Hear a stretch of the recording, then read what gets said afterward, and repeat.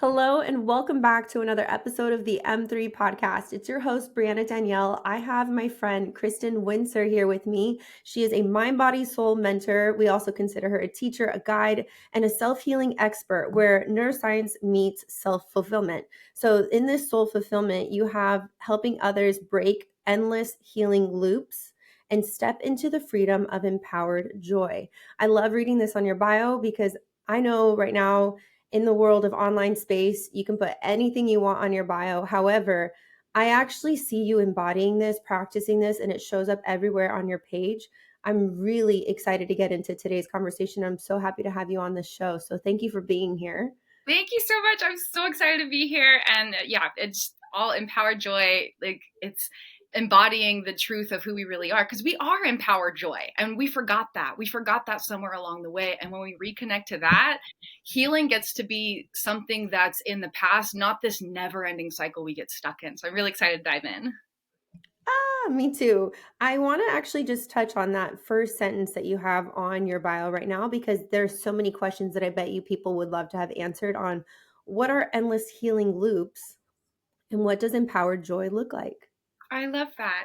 So endless healing loop happens when, for example, there's a thought pattern that keeps coming up and you try to work with that thought. You have a conversation with the thought, you think affirmations, you do mindset work, you do, breath work even, or different things.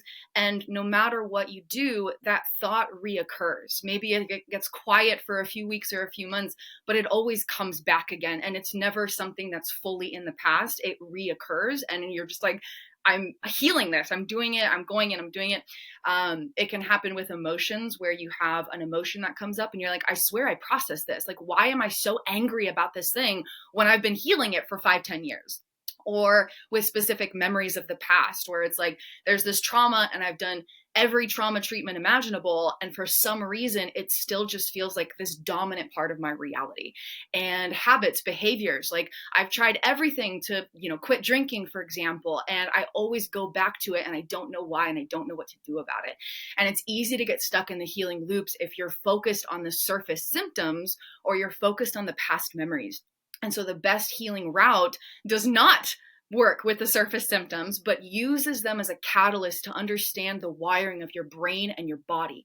And the best healing methods do not dive into details of past memories, but uses that as a reference point, a framework to understand, again, the wiring of your brain and your body. And you can actually rewire and alchemize the patterns of energy and information in your brain and your body without focusing on the surface symptoms or the past memories. And that's where you get to break free. And when you live from empowered joy, and it's so interesting because I was like looking at this from my own story, because we'll dive into it, but I am healing from 7 years of amnesia. And so even just to reflect on, oh, how has my life benefited and changed from the healing work? Like that's been hard to talk about because I didn't have access to my lifetime of memories to have a reference point for it. But I was looking back at some of the stuff and it's just like, the confidence that my past self had was so superficial, and it was dependent on if other people thought that she was cool or if she was able to drink more shots than other people at the club, like really superficial, shallow things. And the second that wasn't there, there was nothing. There's no foundation to stand on. And same with like feelings, like if you want to feel bliss, peace, joy, inner freedom, how conditional is that based on things happening outside of you? Or even how conditional is that based on your own inner patterns? And the second that the person doesn't call you back or you don't get the opportunity or the whatever comes up, does that spiral and you don't have access to your joy anymore?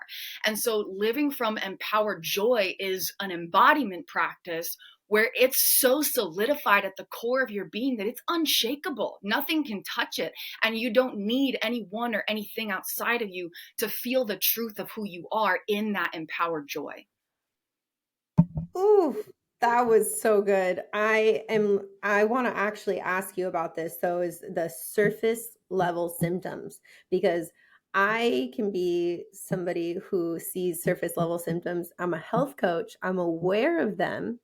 And then I tell myself, oh, I know all the steps and tools of how to heal it, yet I'm also trapped in my own loop. It's like an addiction, like you had just mentioned, that at the subconscious level, we have to, what Dr. Joe Dispenza says is refire and rewire nerve cells together.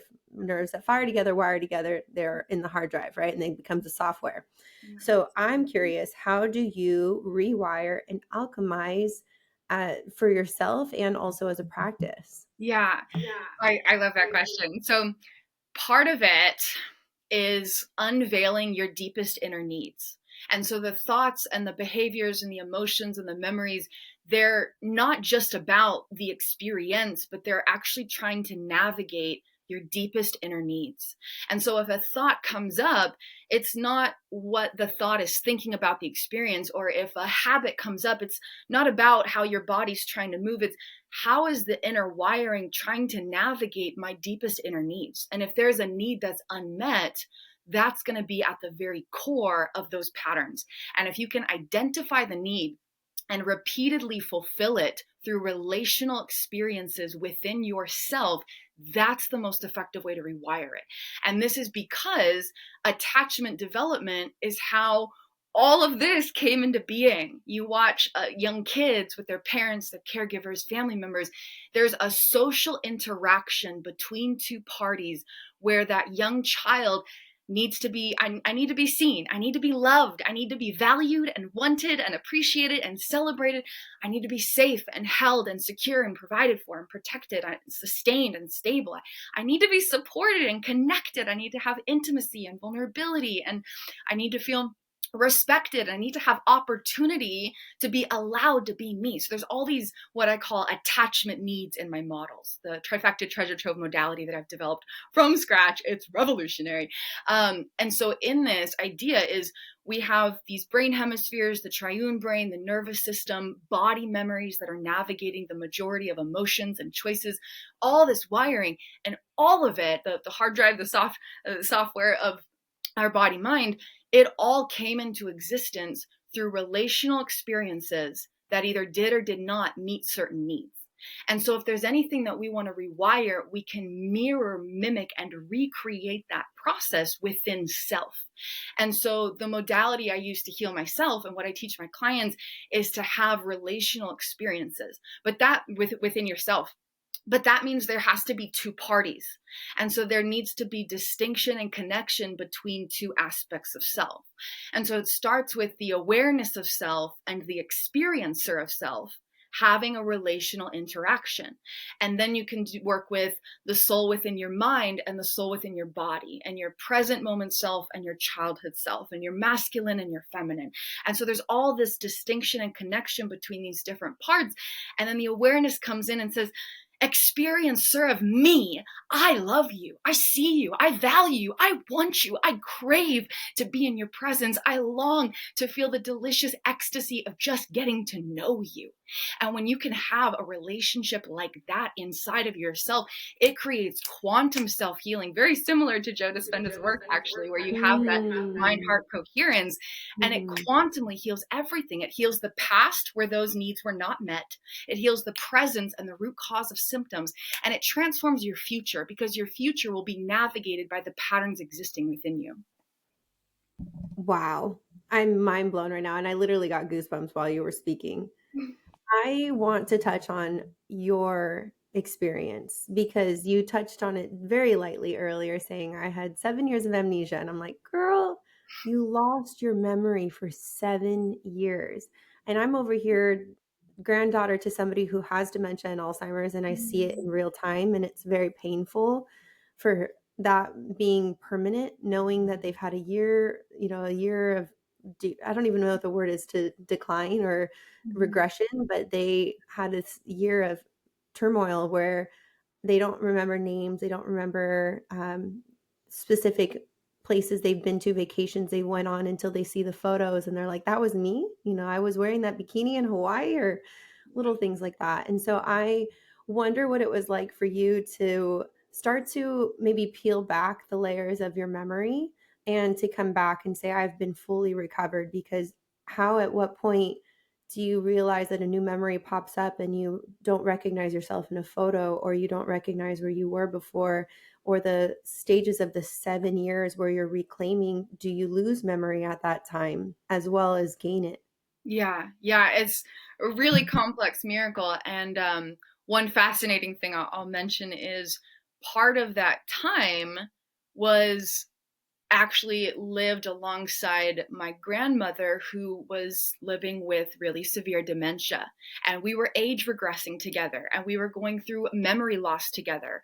And it was from completely different reasons at very different ages and stages of life, but the complete same symptoms.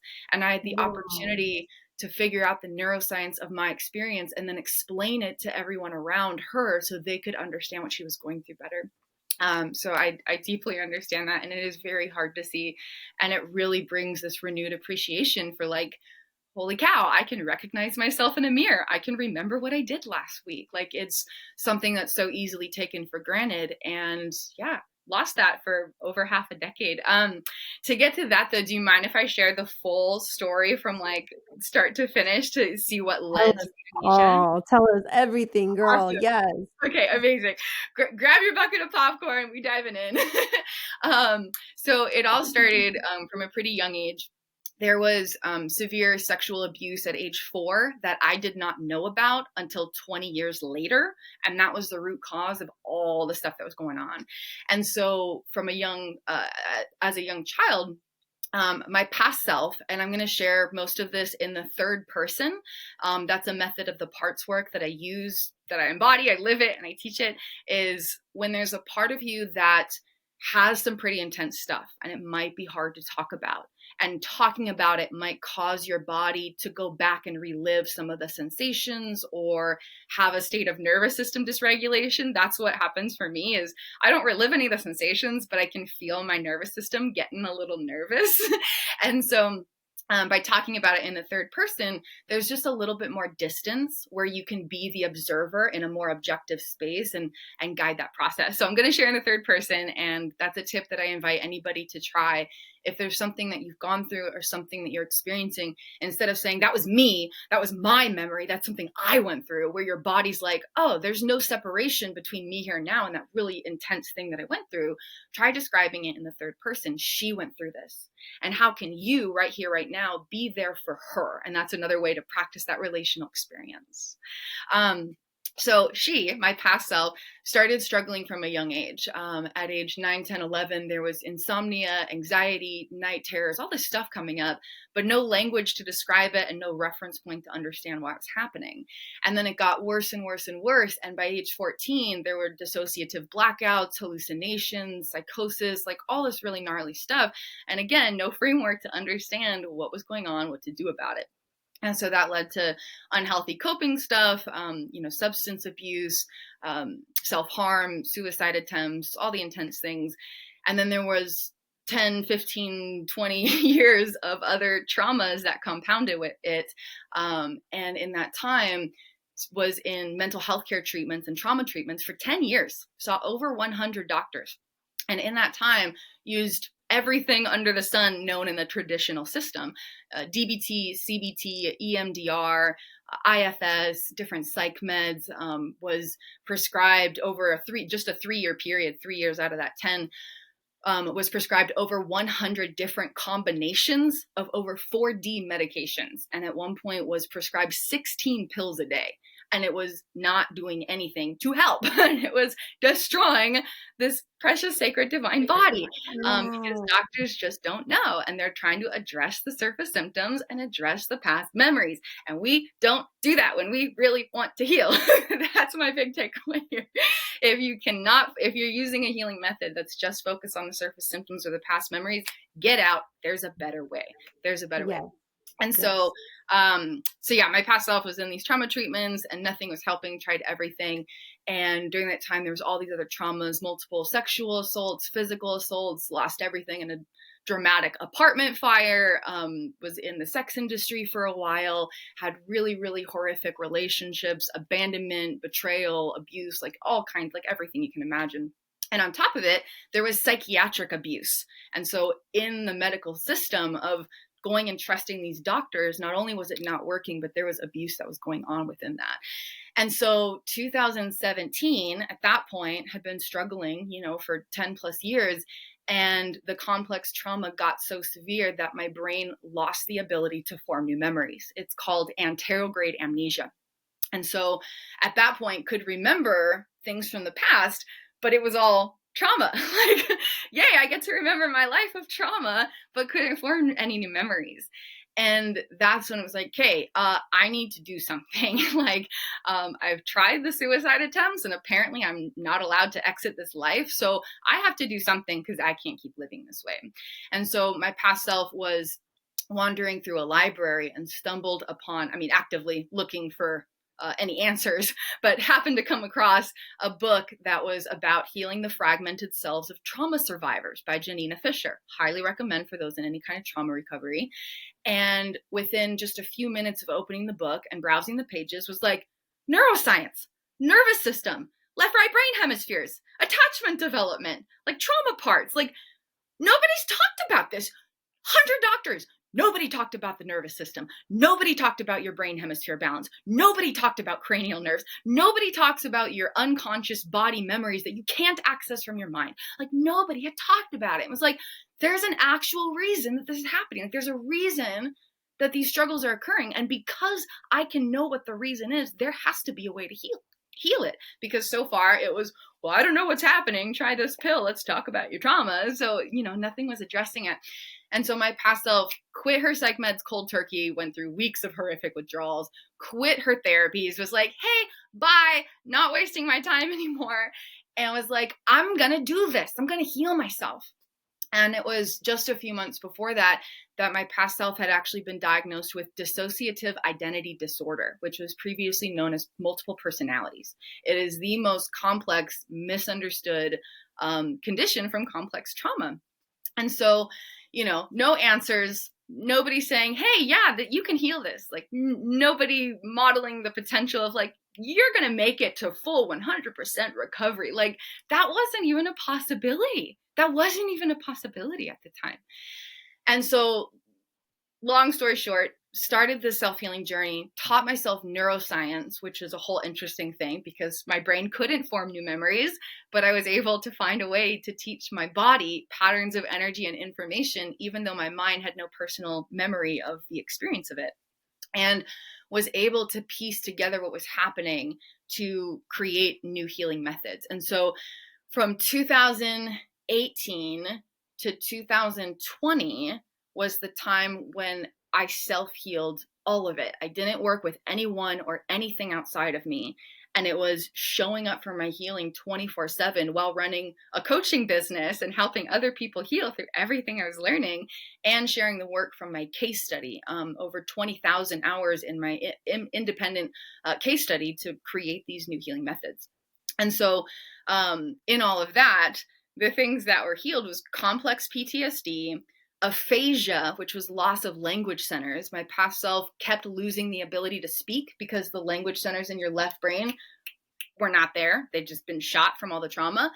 And it was this fascinating thing. I remember the day of finding this video on YouTube where this person was explaining that someone had had a stroke and they could only speak the word two. It was the only word that would come out of their mouth.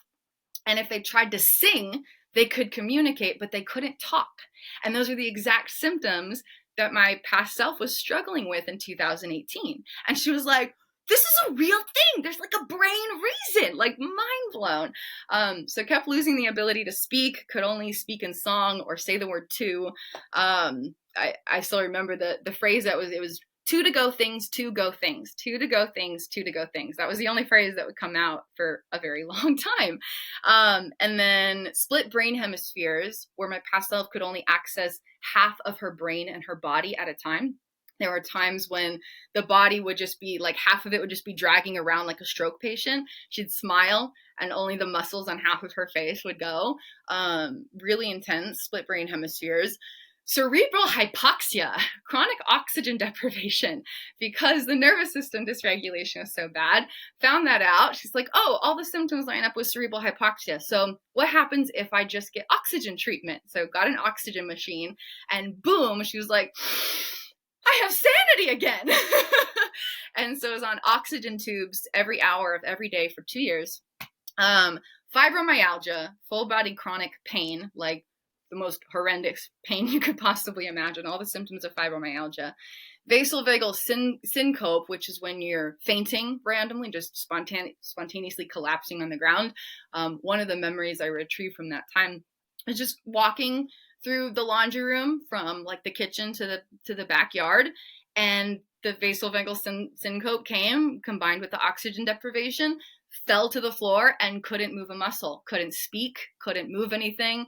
And it's moments like that where it's like, okay, how much power do I have? Power that's not defined by, your health or your capacity or whatever, but how much real power do I have? And it's in those moments of going inward and creating like a safe haven within yourself, no matter what.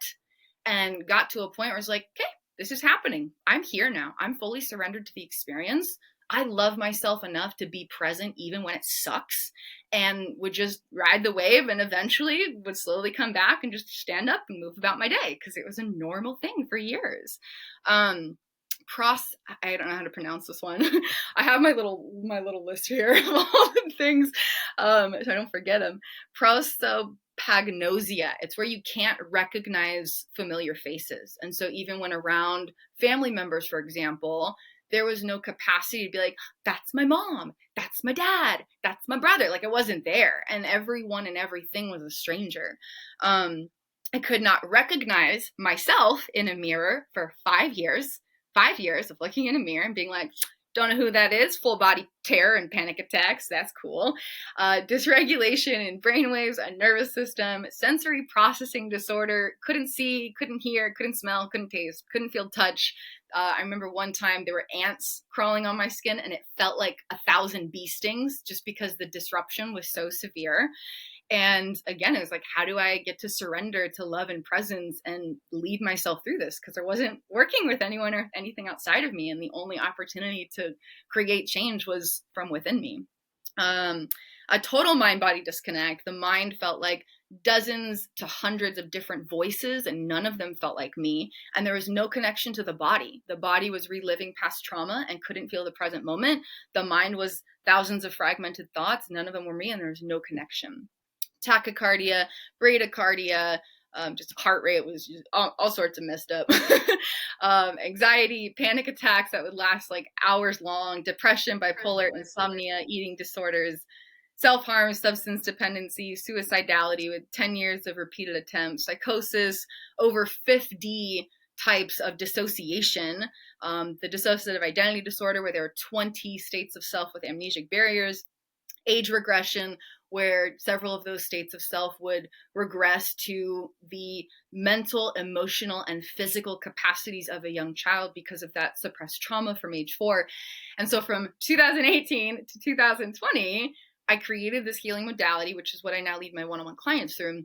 And I achieved 100% healing resolution of every single one of those battles completely on my own. And it's, yes, thank you so much. And it's just proof of the power that we already have. And so then I came out the other side. I was like, I did it. I'm rocking. I'm writing this book manuscript. I'm going to get my work in the world. Go to write the autobiography for the book manuscript or the submission for it. I was like, why do I have to talk about me? Like, I don't know why, but I don't know how to do that. And it actually took 3 months to realize that I had no memory of my entire life. And it was around that time the brain was slowly starting to be able to create new memories. Still couldn't recognize my face, my voice, my body, nothing. And so then that was a whole other secondary healing journey of just reassociating with myself. Like, now that there's no more like age regression or trauma stuff coming up, like, I get to have a whole new existence, and I get to create that for myself. I get to choose the wiring of my brain and my body because now I know how. I get to choose my identity and create a new way of associating with myself. And so now, not only is there 100% resolution of all of that, I can remember my life. I can remember stuff that's gone on, and I love who I see in the mirror, and I am grounded in more bliss, peace, joy, love, wholeness, and inner freedom than I've ever known or ever dreamt possible. More empowered confidence, embodied self-worth that is just at the core of my being. And a big part of that was through 12,000 hours of eye-gazing practices in mirrors. Wow. 12,000 hours. Do we even have that many hours available in our lifetime so far? Yes, but 12,000, I mean, awake even? Mind Yeah, blowing. it was about 4 to 8 hours a day for 6 years. I have many tangents to go off of, which I want to touch on this one because personally, these are these are things that I struggle with as well. And so speaking to you and asking you for this, I know it's not just going to help me, but I would love to dive into the conversation of self-harming Mhm. and how it pairs with things like fibromyalgia, because fibromyalgia is a Mhm. very painful disease that the body struggles with Yeah. on a day-to-day basis, moment to moment basis, and it's all parts of the body. Now you're in pain, you're already suffering mental, emotional, now physical pain, and still choosing to self harm with over 10 years of attempted suicides. I'm going to be honest on this show. I don't think I've ever mentioned this myself, but I've probably had over 10 years myself of attempted suicides. Mm. My first one being when I was 19 years old, and now being 35. And to be honest, my last one was last year. Mm. So it's a hard thing where I I see self-harming being something that it might be heads to the door and hitting myself, or burning myself, cutting myself. It might be those different things. I don't want to you know give more ideas for people to do things to hurt themselves, but I do want to at least let people know that they're not alone. And if there's something that they're struggling with, what did it look like for you when you were in those dark moments? And also, what did it look like for you when you were coming out of them? Beautiful. Thank you. Thank you for sharing. And I understand. I deeply understand. So recap of that snapshot, and then I can explain more, is for my experience, it was started, self-harm and suicide attempts started between 14, 15, 16 years old and continued until about age 24 in 2017. And that's when I started the self-healing journey, is when I was able to stop the self-harm and the suicide attempts. But it was not easy. It was a gradual journey, 2017 to 2018. And I still have over 150 visible scars on my body from it. And I always will. I still have chronic nerve pain from one that got really bad. So I deeply understand. And what's really happening with that is it's a way to regulate a very dysregulated nervous system. At least that was my experience. Was there was so many body memories from trauma that it was coming up, and it was like, I can't cope with what's coming up inside of me. And the moment that there was self-harm, it got quiet. It got completely quiet. And it was this, like, it felt amazing. Not to encourage it, but to explain why it can be very addicting. It felt really incredible compared to the stuff that was going on inside. And so the first step to actually resolve that, and actually the first step to resolve any form of addiction, this is the same with drinking alcohol, doing drugs. I mean, my past self was hooked on anything that could let you feel control over your nervous system. I mean, like anything and everything under the sun.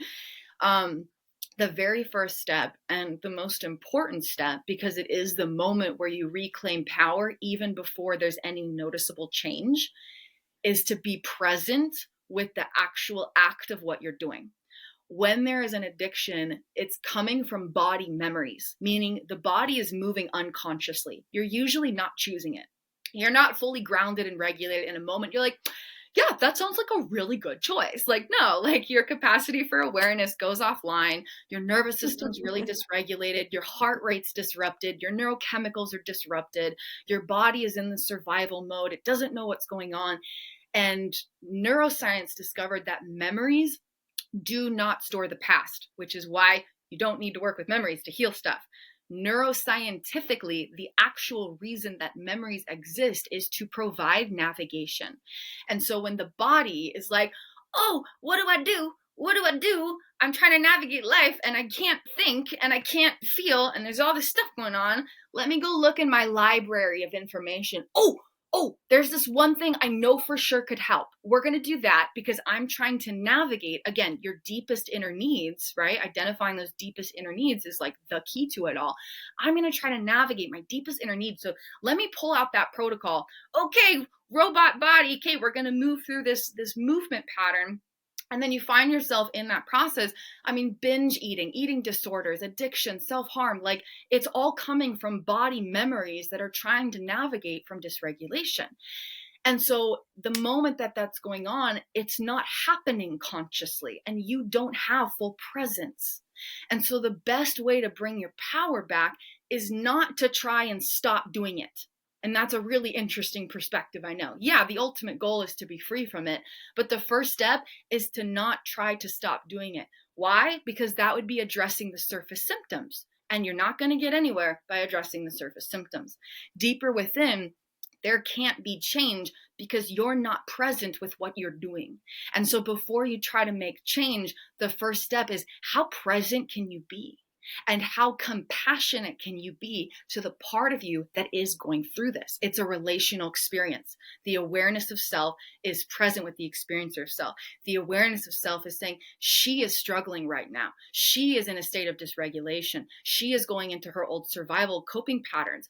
I love her enough that I'm not going to try to make her to be someone or something she's not. I love her enough that I'm going to be here in the midst of it. I'm not going anywhere. How present can you be even as that not good pattern is coming up, resurfacing, and you're acting on it? And so this was the game changer for, the substance abuse, the eating disorders, even really severe processing of trauma memories from the core sexual abuse and other things that had happened. Was how present can I be with myself and with my body while this comes up without needing for it to be different, without needing to change it? How much can I just be present? And then as that starts to reactivate your awareness, it starts to create more regulation. And as you create safety in your body just by being present, then you create a sense of inner trust with yourself. As you create inner trust with yourself, then those parts of you say, yes, I do have something that I need. Can you help me? But until there's trust, you won't even have the opportunity to do that. How do you build trust? And before you answer that, I just want to quickly touch on the fact that you brought up the explanation as to why people self-harm when they're in a place of pain, because I've had really close friends or exes in the past that didn't fully understand, or they're just like, I just don't get it, but I'm here to support you. Can you explain to me why you do what you do? And the best answer I could explain was, it feels like a relief of pressure. So something that I'll also do is like, I will pick at my face or pick my cuticles until they bleed. I don't do that anymore, but I've done that in the past as ways of coping. I just need, there's like a sense of pressure release to get out. And that's the explanation that I have. Do you feel that same way? Yeah, definitely. And it's basically because when there's pain, the body's redirecting energy to try and heal it. So it's kind of distracted from whatever else was going on. And it can create a rush of dopamine and endorphins. Like there's a neurochemical release that can almost feel like a high. And you have like an adrenaline rush or whatever. You're like, wow, I've got energy and I feel great. I feel invincible. Like all the stuff that was going on, it's just on pause, it's on mute, and I can like go about my life. And so it can be very addicting, and it is definitely hard to understand from the outside. But when you look at like the neuroscience of how it's creating this distorted sense of a positive coping response, it's much more, you can understand what's happening, not based on what you're doing, but the neurobiological response to it that is providing a relief from what you might have been feeling. Yes. And the trust factor too. So building trust with yourself. You said you had over 50 disassociations that you couldn't even look at yourself. It caused panic attacks. That to me right there is not even being able to trust yourself. Something that I do as an act of self-love is sitting down and being present with my food and just sitting with my thoughts while I'm eating my food, or having a cup of coffee in the morning, or just something that gives me the opportunity to sit still and be with even at least one thought. And I am curious, how do you build trust with yourself? Maybe it's through eating food or reassociating, but what does that look like for you? And Yeah, I love for that. And that's a beautiful practice, mindful eating and just that self-love. What one practice similar to that is to go on self-love picnic dates, and you take your food barefoot outside, maybe put on jazz music, maybe just listen to the birds, and you create a relational experience with yourself. And it's not just like, I'm here eating my food. It's I'm here with these parts of me, and we all get to eat food together. And then, like, my inner child gets to feel held, and these parts of me get to feel taken care of, and my mind gets to relax, and my body gets to be nourished, and like there's all these parts of me. And it's I refer to it as the inner soul family. There's 25 aspects of body, mind, and soul explored through neuroscience and consciousness in my trifecta treasure trove modalities I've developed. And it's your inner soul family. It's basically a method of parts work, but by looking at the neuroscience of your brain, body wiring and experience, and the identity of your soul through the lens of consciousness. So much deeper than like internal family systems or something. And so your inner soul family is all these parts of you, aspects of you. And so having a relational experience through that. So the core of it is having a daily practice of showing up for the relationship you share with you. And that's kind of the core of it. And that takes, many different forms, and different aspects of self will need different things at different times. Sometimes there's parts of me who's like, I just need to chill and do absolutely nothing. And then sometimes parts of me are like, I need, focus and motivation, and like, I need to dedicate myself to a task. Different parts will need different things at different times. And so building self-trust is learning to have a conscious relationship with these inner parts, learning to understand, how their inner realities operate, who their true identity is, and how you can best support them. And that's the game changer. And that's really what I teach my one-on-one clients through my trifecta treasure trove.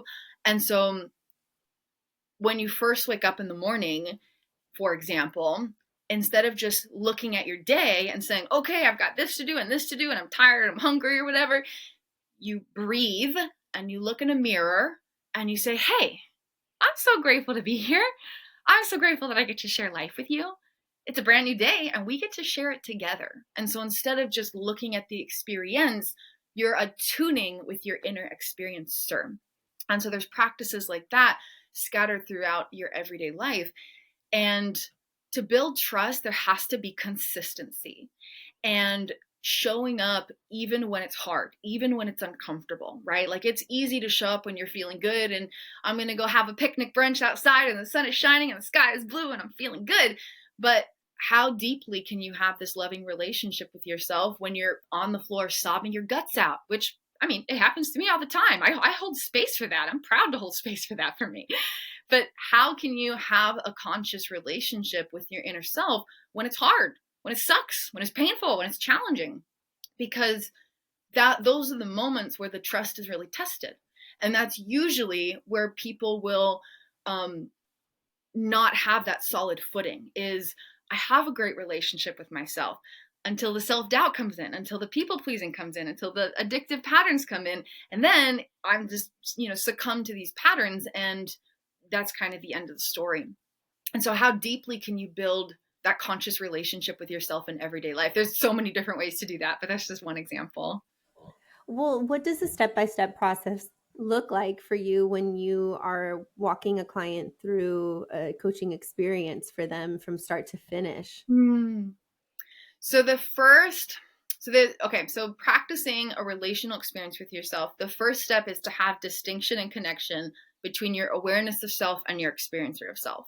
And the foundational skills you have to have in place before you can kind of keep moving forward is to be able to notice the presence of your breath and 1 to 2 pieces of grounding sensory stimulus, stronger, louder, and more dominant than any sensation of your inner realities. And that can be practiced through mindfulness, meditation, breath work, just those foundational skill sets of just being able to be present. And then from that presence, how deeply can you notice every sensation that you're feeling? Okay, so presence is the first step.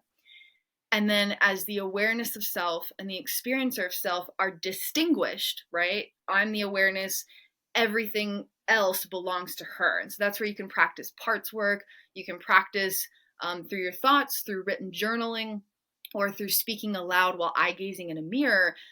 A part of me feels this. A part of me thinks this. A part of me remembers this trauma. She remembers this. She is going through this. And once there is distinction, now there can be a new form of connection. Okay, how can the awareness of self then have a new way of relating or new relationship with the experiencer of self. And then as you start to have that new connection, there's a certain process that I lead clients through to identify those deepest inner needs and how it's affecting the wiring of the brain and the body. And then based on how that's unveiled, there's certain practices to go about doing that. So 25 regions of body, mind, soul, and I have several practices for each of those aspects of self in parts of the body, mind. And the goal is to facilitate that relational connection, fulfill that need to somatically and emotionally have that aspect of self in that part of the body, mind, feel that they are valued and wanted, for example, or whatever the need is.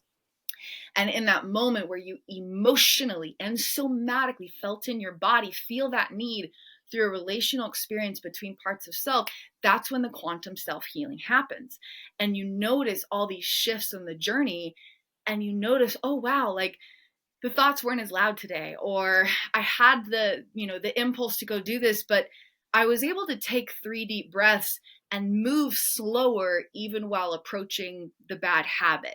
More presence. That's a sign of progress, even if you still go to the bad habit, for example. And so you notice these small shifts, and the more that you cultivate that inner trust, the more those parts of you are like, oh, wow, she's really here for me. She's actually here for me. Like, she's not going anywhere. Like, she means business. Like, even when I come up with all these patterns and all this stuff and all this, like, she's not going anywhere. Like, she's still here. Like, this is crazy. This has never happened. I've tested millions of people. They all left. She's still here. This is weird. That's where your body, mind, soul are like, oh, this could be different this time. This could actually go differently than it's ever gone. And as soon as there's that window of opportunity, that's where change happens. And so the first step is that I lead my clients through is through body, mind, soul treasure mapping. And that is a diagram I've created where you visually get to explore 25 regions of body, mind, soul through neuroscience and consciousness to understand your experience and the difference between your identity and what you're going through. And that alone is a game changer, because even looking back at like my own story, for example, all of those things that were struggled with and then healed, none of that was ever my identity, ever. But the parts of me going through that did not know that at the time. They did not know who they were without the self-harm, without 22 years of complex trauma memories, without all the stuff that was going on. And so healing can feel scary if you think that you're healing who you are, but you're not healing who you are because you are not the patterns. You never have been. And when you can differentiate the parts of the body, mind from the aspects of self, then your identity is distinct from experience. You anchor in your identity, rooted more than ever before. Then you have power to sculpt and recreate the wiring of the brain and the body for total liberation. And so the first step is that body, mind, soul treasure mapping. And I do have a body, mind, soul treasure map training that's available, a nice little like entryway to kind of dip your toe in the water and explore these ideas. And then the second step is what I call personalized play prompt prescriptions. Imagine if you're like, I'm going through the worst times of my life and I don't think healing is possible. And someone comes at you and it's like, I have neuroscience-backed play prompts. Would you like to be prescribed play to rewire the root cause of what you're going through without needing to work with surface symptoms or past trauma memories? Sign me up, baby. Let's go. Yeah. And so the play prompts are simple, fun, easy daily practices. Take anywhere from 2 to 20 minutes, and they're easily integrated in everyday moments. When you're brushing your teeth, when you're showering, when you're driving, when you're mowing the lawn, unloading the dishwasher. And then the third key step, the signature methods I've created that I lead my clients through, is eye-gazing practices in mirrors. And so when you look in a mirror, there's 2 realities occurring: who you see through your eyes and how you see them through your physical form, your face, voice, and body. And so by noticing how you see yourself in your face, voice, and body, you can unveil clues about your body, mind. And there's actually a way to activate, through a technique I've developed, a way to activate the body memories that carry the core of whatever surface symptoms are coming up and the past traumas that wants to be healed. And you can rewire it on the spot through a relational experience with yourself. You're activating with precision the particular network of the pattern of energy and information that needs to be rewired for healing. And then who you see through your eyes, you get to connect with the true essence of your soul that's never defined by experience. And so that's, a technique of eye gazing practice. And again, you're creating these relational experiences within yourself. So there's a lead energy and a receiving energy where you're actively giving love and passively receiving it. And it creates emotional and somatic shifts in your body when properly applied. And that really creates the greatest steps of transformation. It's the exact process that I used to heal myself. And now it's in a repeatable step-by-step process that I lead my clients through. What's a mantra for you right now, or an affirmation that you say to yourself at the moment? One that has been stuck with me for a very long time, it was really the core of everything, is I am love and I am presence. And that is all I ever want or need to be. When my past self was going through the dissociation, she would write on her arm, "Who am I?" I have no idea. I can't recognize myself in my mirror. Like, all these symptoms coming up. Who am I? Love. And she couldn't remember it. So she'd look at that and reread it every few seconds. Where am I? No idea. Dissociation. No orientation in time and space. Where am I? Presence. And when you have love and you have presence, that's everything. Another mantra that I use with the relational practices I use in myself is, everything that matters to me is right here breathing. And that has been the deepest game changer for me, because the second that other stuff's coming up, it feels so important. Then you're like, wait, is it more important than my opportunity to see and love myself? No, that's the most important thing. Everything that matters to me is right here breathing. And as long as I have her, I have everything. I have everything I need. That just reminded me of an act of self-love right there, because I'm such a people pleaser that I will self-abandon things that I want to do for the sake of keeping others company or doing what they want, or, being present for them. And what you just did right now is everything that matters to me. Is it makes me realize that I need to focus on the internal desires as well as the external. And right now that just reminded me of how I usually will close out these interviews. It's such a great transition, because earlier you had mentioned riding the waves of life. And so you said, what you had quoted is, you said, I'm just going to ride the wave, and like through your healing experience. There's a sign in my room that I love here that says, you can't always stop the waves, but you can learn to surf. And so this is me navigating life's uncontrollables and controllables, and how I can ride the waves, or maybe let them pummel me or go past, and I can duck dive through them. But I would love to know how you handle things you can control and things you can't control through the waves of life. Oh, that's beautiful. I love that. Part of it, I'd love to briefly touch on the people pleasing, because that is something my past self struggled with hardcore, like to the point of being in really unhealthy situations that actually contributed to trauma, because there was such strong external attachments. The body was like, I'm approaching these other people and nothing's going to stop me, even if it's not a healthy position to be in. And it really comes back to those attachment systems. The body learns to navigate based on these attachments. And the only true way to heal is to have an internal attachment with yourself. And developing those relational experiences through self-love and embodiment practices, it teaches your body to approach your own love and presence and avoid anything that could jeopardize that, instead of approaching other people and avoiding being present with your own self. And that shift is everything, because it's held in unconscious body memories. And until you transform the body memories, the pattern will always resurface, as it did with my past self. I'm still going through that intense healing. And so riding the waves of life is really, not to be a broken record, but prioritizing the inner relationship with self and saying everything that I need is right here breathing. When I am grounded and rooted in the relational experience shared within myself, I can go through absolutely anything and everything. And I know that because I've done it. And when I am more rooted in myself, I have a greater power to influence things that are potentially within my control or within my influence, if you will, because I'm coming from a place of wholeness and love and presence and regulation and stability and peace and bliss and joy and embodiment and my own worth and my own power, my own confidence, instead of coming from the fear or the dysregulation or the anxiety or the doubt or the trauma memories or the trauma stories or like whatever it is. And it's in that place that you'll be able to absolutely surf those waves, make those waves your bitch. I mean, you ride them and they do what you want, they bend to your fucking will. But in the moment that you do, put something else before the relationship you have with you, it's very easy to lose access to the true power that exists within you. And so as I prioritize this, everything else can go a lot smoother and can have a lot of fun while surfing. I love that. I thank you for being on the show, for sharing your insight. Girl, you really know what you're talking about, and you've been through it. You've walked the walk. You're now talking the talk. And I'm really thankful that I got to have this conversation with you because I see so much of myself in you. And I know that I'm probably going to pump this episode out sooner than later.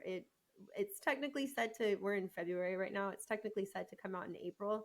I'm going to probably pump this out next week, honestly, as a bonus episode for Monday and make my solo episode go there because this is just too good. And I need this. I know that our audience needs this, and I'm so grateful for you. Thank you so much. It's been such a joy and a pleasure, and I'm truly so, so grateful to share.